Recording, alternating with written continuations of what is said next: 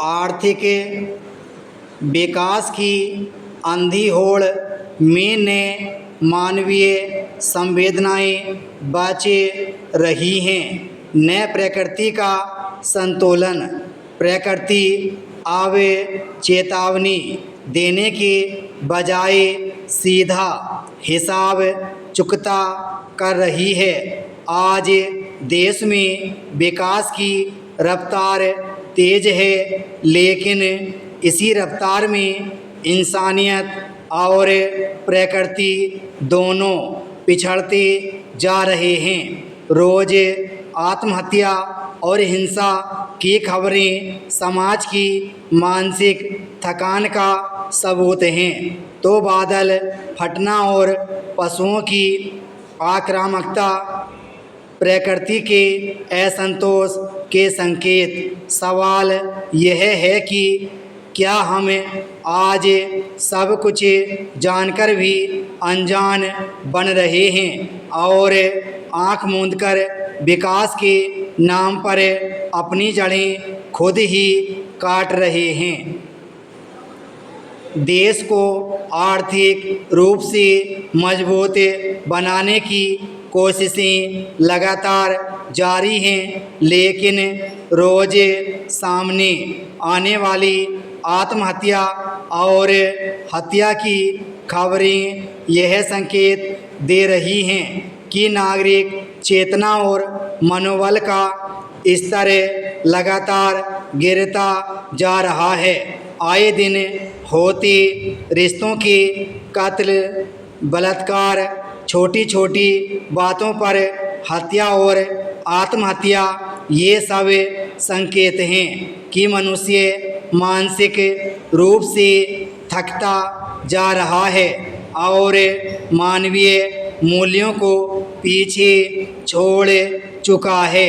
संवेदनशीलता लगातार घट रही है, सहनशीलता खात्मे हो चुकी है, मगर एक दूसरे से आगे निकलने की दौड़ बढ़ती जा रही है। जो तनाव, अकेलापन रिश्तों में खटास और अविश्वास के रूप में दिखाई देती है, इसके कारण समाज के ताने बाने को बचाना तो दूर, परिवार को बचा पाना भी मुश्किल हो गया है। आज वैश्विक प्रतिस्पर्धा में आए कारोबार और उत्पादन की ही सफलता का पैमाना मान लिया गया है। इस दौड़ में हमें उन नैतिक जिम्मेदारियों और प्राकृतिक संतुलन को नज़रअंदाज कर रहे हैं जो जीवन की असली नींव हैं। हम भूल रहे हैं कि यह जीवन कोई आर्टिफिशियल इंटेलिजेंस यानी कृत्रिम बुद्धिमत्ता की देन नहीं है, जिसमें कोई चिप लगाकर अपने अनुसार नियंत्रण किया जाए। यह प्रकृति की देन है और जो उसके लिए जीवन के मूल और मोल को नहीं समझेगा, प्रकृति वह जीवन सूद समेत वापस ले लेगी। फिर क्यों आज मनुष्य सब जानते हुए भी अनजान बन रहा है। हाल में लावारिस कुत्तों का मुद्दा इस उपेक्षा का एक उदाहरण है।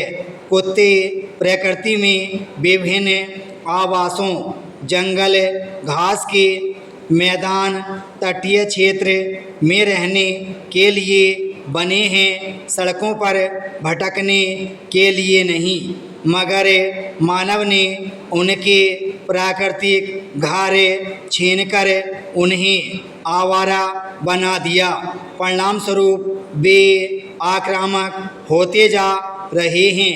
मामला इतना बढ़ा कि सुप्रीम कोर्ट को हस्तक्षेप करना पड़ा और इस पर विशेष कमेटी बनाई गई।